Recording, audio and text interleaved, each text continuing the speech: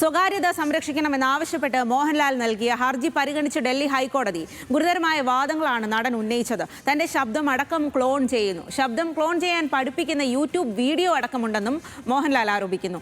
AI അടക്കം ഉപയോഗിച്ച് തന്റെ വ്യാജ വീഡിയോ പ്രചരിപ്പിക്കുന്നുവെന്നും മോഹൻലാൽ പറയുന്നു. KM ഷബ്ന ഡൽഹിയിൽ നിന്നും ചേർന്നു. ഷബ്ന, എന്തായാലും മോഹൻലാലിന്റെ പരാതി ഏറെ ഗൗരവകരമാണ്. ഇത്തരത്തിൽ ഒരുപാട് വീഡിയോകൾ നമ്മൾ ദിനം പ്രതി കാണുന്നതുമാണ്. ഇതിൽ ഏതാണ് യാഥാർത്ഥ്യം എന്നുള്ള കാര്യം പോലും മനസ്സിലാക്കാൻ സാധിക്കുന്നില്ല. അപ്പോൾ എങ്ങനെയാണ് ഡൽഹി ഹൈക്കോടതി മോഹൻലാലിന്റെ പരാതിയെ നോക്കിക്കാണുന്നത്? വിവരങ്ങൾ. സ്വാതി, മോഹൻലാലിനെ കൂടാതെ നിരവധി താരങ്ങൾ, ക്രിക്കറ്റ് താരങ്ങൾ, ചലച്ചിത്ര മേഖലയിൽ നിന്നുള്ളവരൊക്കെ ഡൽഹി ഹൈക്കോടതിയിൽ ഇത്തരത്തിലുള്ള ആവശ്യം ഉന്നയിച്ച് നേരത്തെ തന്നെ ഹർജികൾ നൽകിയിരുന്നു. അവർക്കെല്ലാവർക്കും ഇത്തരത്തിലുള്ള സ്വകാര്യത സംരക്ഷിക്കണം അതുമായി ബന്ധപ്പെട്ടിട്ടുള്ള അവകാശങ്ങൾ കോടതി അനുവദിച്ച് നൽകുകയും ചെയ്തിരുന്നു. ഇതിന് പിന്നാലെയാണ് ഇപ്പോൾ മോഹൻലാൽ ഇന്നലെ ഡൽഹി ഹൈക്കോടതിയിൽ ഇത്തരം ഒരു ഹർജി നൽകിയത്. ഇന്നിപ്പോൾ ഇതുമായി ബന്ധപ്പെട്ട വാദം അല്പസമയത്തിനകം കഴിഞ്ഞു.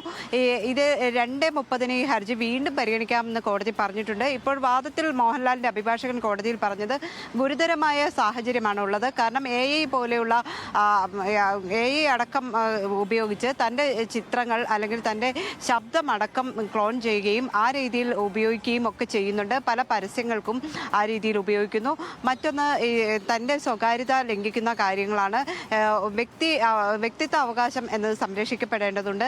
ഗുരുതരമായ സാഹചര്യമുണ്ട്. അതിനാൽ കോടതി ഇതിൽ ഇടപെടണം എന്നൊരാവശ്യമാണ് ഉന്നയിച്ചിട്ടുള്ളത്.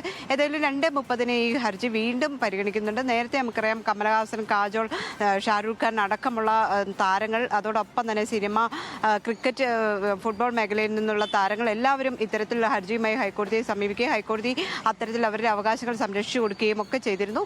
ഇതിന് പിന്നാലെയാണ് ഇനിയിപ്പോൾ 2:30 മോഹൻലാലിന്റെ ഹർജി വീണ്ടും പരിഗണനയ്ക്ക് എടുക്കുന്നത്.